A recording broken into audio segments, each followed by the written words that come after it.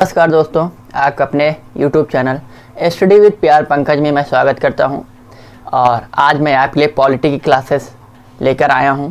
Polity में हमने आपको संवैधानिक निकाय के कुछ लेक्चर्स दिए थे। उसी कड़ी में अगला लेक्चर जो हमारा अगला संवैधानिक निकाय है यानी कॉन्स्टिट्यूशनल बॉडीज के अंतर्गत जो आता है वो है राष्ट्रीय पिछड़ा वर्ग आयोग अर्थात NCB, national commission for backward class. ठीक, तो राष्ट्रीय पिछड़ा वर्ग आयोग, इसके पहले हमने राष्ट्रीय अनुसूचित जनजाति, राष्ट्रीय अनुसूचित जाति, इन दोनों का अध्ययन कर लिया है।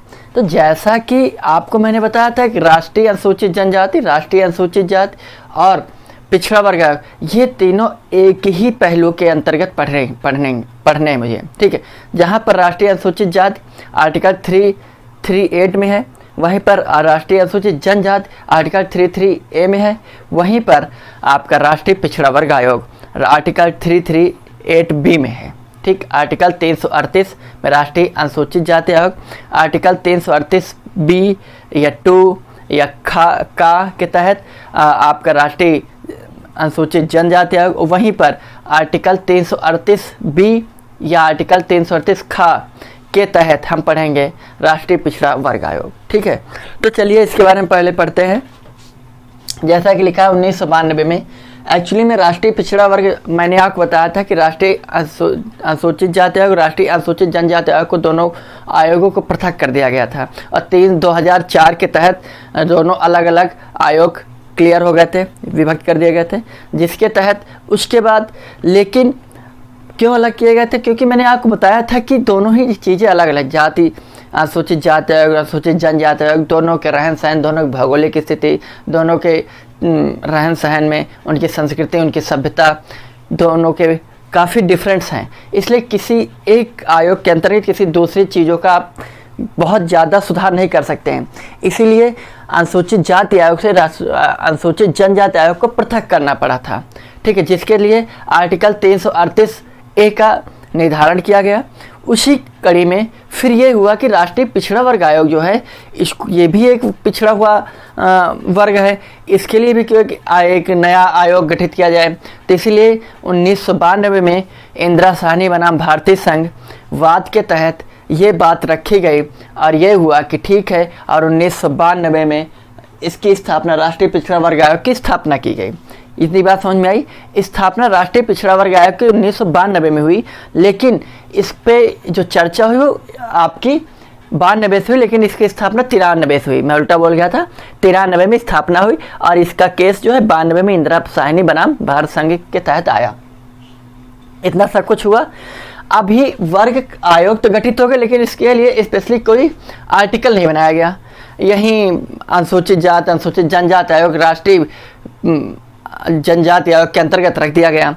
लेकिन फिर धीरे धीरे जब राष्ट्रीय अनुसूचित जाति आयोग, राष्ट्रीय अनुसूचित जनजाति आयोग 2003 में आए और 2004 में दोनों पृथक हो गए, अलग अलग आयोग हो गए, तो देखा गया कि दोनों में अच्छा सुधार हो रहा है। लेकिन राष्ट्रीय पिछड़ा वर्ग आयोग जो है ये पिछड़ रहा है, इसमें जागरूकता की कमी है, इनकी शैक्षणिक स्थिति में सुधार नहीं आ रहा है, इनमें अराजकता काफ़ी ज़्यादा नज़र आ रही है। इन सब चीज़ों को पहलुओं को ध्यान में रखते हुए 102 संविधान संशोधन 2008 के तहत राष्ट्रीय पिछड़ा वर्ग आयोग जो अभी सिर्फ एक आयोग था, इसको संवैधानिक दर्जा दिया गया और इसके तहत आर्टिकल 338B का गठित किया गया। ठीक, और आर्टिकल 338B निर्धारित किया गया।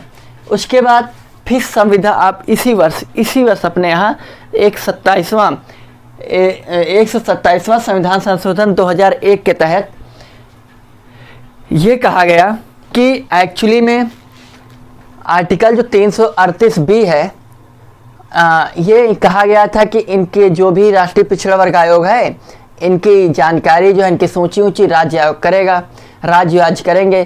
क्योंकि लेकिन बाद में 127वें संविधान संशोधन के तहत यह कहा गया कि भाई ये संघ सूची का विषय है राष्ट्रीय पिछड़ा वर्ग आयोग, तो ये राज्य सूची इसमें कैसे काम करेगा?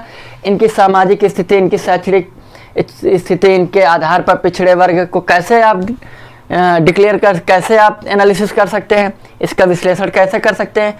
इसलिए ये एक संघ सूची का विषय है और संघ सूची पे कार्य केवल केंद्र सरकार करेगी। इसलिए ये कहा गया कि इस पर जो इनकी सूची ऊंची है ये सब संघ तैयार करेगा। इसलिए 127वां संविधान संशोधन 2021 आया और इसके तहत ये कहा गया कि 127वें संविधान संशोधन के तहत ही भाग 18 में संशोधन किया गया और कहा गया 366 आर्टिकल 366-25 स्पेशली ये जो आर्टिकल है ये स्पेशली अरुणाचल प्रदेश को इंडिकेट करता है 366-25। तो ये कहा गया कि 366-25 जो है अरुणाचल प्रदेश की स्पेशली जो जनजातियां हैं उनको उल्लेखित किया जाए, उनका एनालिसिस किया जाए, उनके आधार पर नई सूची तैयार किया जाए। तो उसी आधार पर अरुणाचल प्रदेश की ये 6 जनजातियों को इस बार सूची में सूचीबद्ध किया गया है। अबोर जनजात, अबोर पिछड़ा वर्ग, गलती अबोर मतलब अरुणाचल प्रदेश को 366 के तहत 366-25 के तहत ये कहा गया कि ये जो जनजातियां अरुणाचल प्रदेश की जनजातियां हैं, ठीक है, ये चीज़ अलग है थोड़ा।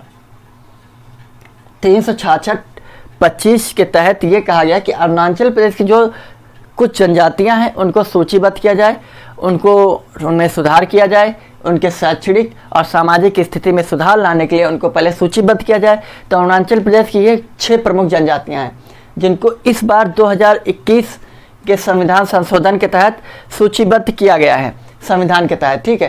पहला अबोर जनजाति, खाम्टी, मोम्बा, मिश्मी, इदू और तारो,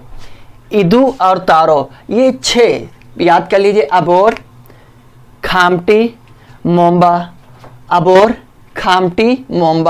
मिश्मी, इदू और तारो, याद हो गई। अबोर, खाम्टी और मोम्बा, मिश्मी, इदू और तारो।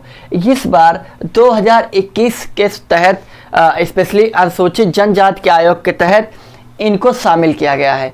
तो ये करंट का पॉइंट था, इसलिए मैंने यहाँ पिछड़े वर्ग आयोग में मैंने इसको ऐड करके बता दिया है।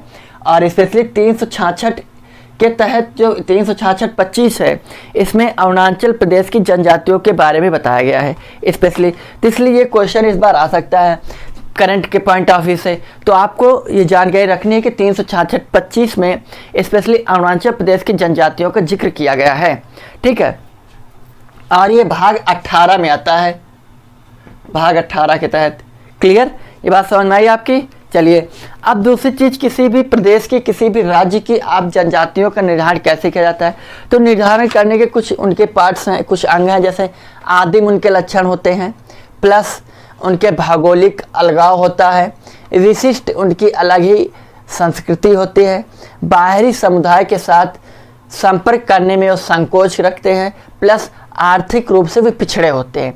ये कुछ 4-5 उनके आयाम होते हैं। इनके आधार पर जातियों का पिछड़ा वर्ग आयोग, जनजाति और जाति आयोग के आधार पर निर्धारण किया जाता है।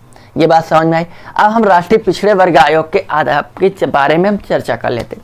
एक्चुअली में मैंने आपको बताया कि 102 संविधान संशोधन 2018 के तहत जब हमारा राष्ट्रीय पिछड़े वर्ग आयोग का आर्टिकल 338B के तहत एक संवैधानिक निकाय का दर्जा दिया गया, तो उसके बाद मैंने आपको बताया था कि जिस प्रकार राष्ट्रीय जनजाति आयोग, राष्ट्रीय अनुसूचित जाति आयोग और राष्ट्रीय पिछड़ा वर्ग आयोग के तहत उनको यहाँ पर एक आयोग के तहत एक अध्यक्ष प्लस 3 सदस्यों की नियुक्ति की जाती है राष्ट्रपति के तहत, वैसे यहाँ पर एक अध्यक्ष और प्लस 3 अन्य सदस्यों की नियुक्ति की जाती है।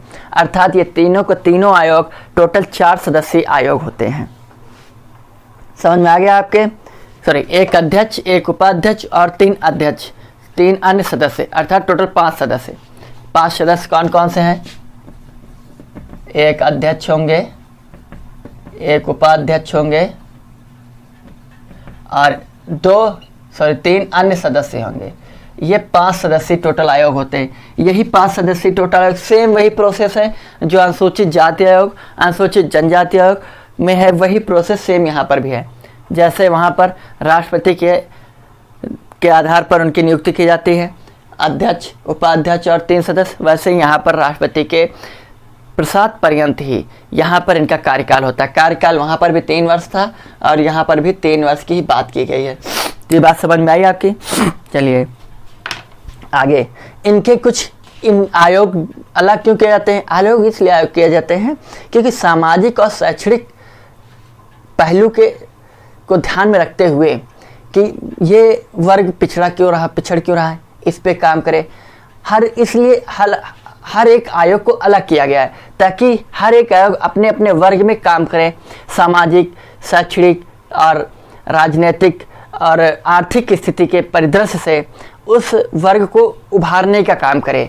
ठीक है, प्लस इनमें जो भी अराजकता फैली हो उस अराजकता को कम किया जाए, इनमें अवसंरचना को जो अभाव हो उस अवसंरचना को, यानी सड़क, हॉस्पिटल, स्कूल, इन सब चीज़ों पे ध्यान दिया जाए उस वर्ग स्पेशली के लिए। ठीक है, प्लस यहाँ पर केंद्र एवं राज्य के बीच जो सामाजिक असमानता है उसको दूर किया जाए, केंद्र और राज्य के बीच आसानी से इनके संबंध सुलभ तरीके से मुहैया कराया जाए। ठीक है, दूसरी चीज़, इनके सुरक्षा उपायों पर विशेष ध्यान दिया जाए, इसलिए आयोगों का गठन किया जाता है। दूसरी चीज़, आयोग का प्रतिवेदन, प्रतिवेदन सेम वही चीज़। प्रतिवेदन का मतलब मैंने आपको समझा रखा है। प्रतिवेदन का अर्थ ही होता है प्रार्थना या अपनी बात रखना, अपनी शिकायत करना। ठीक है, तो प्रतिवेदन यानी कि प्रार्थना। तो आयोग अपना वार्षिक प्रतिवेदन राष्ट्रपति के समक्ष पेश करता है। वार्षिक, जरूरत पड़ने पर वर्ष में जब भी जरूरत पड़े तो बीच में भी वो राष्ट्रपति के समक्ष पेश कर सकते हैं।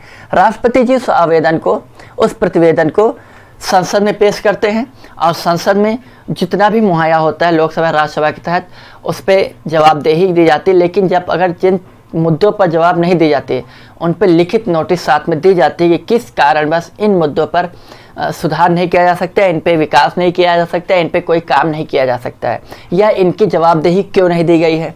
ठीक उसी प्रकार राष्ट्रपति जी अगर वही मुद्दा किसी राज्य से संबंधित है तो वो राज्यपाल जी को देंगे और राज्यपाल जी अपने राज्य में उस प्रतिवेदन को देंगे।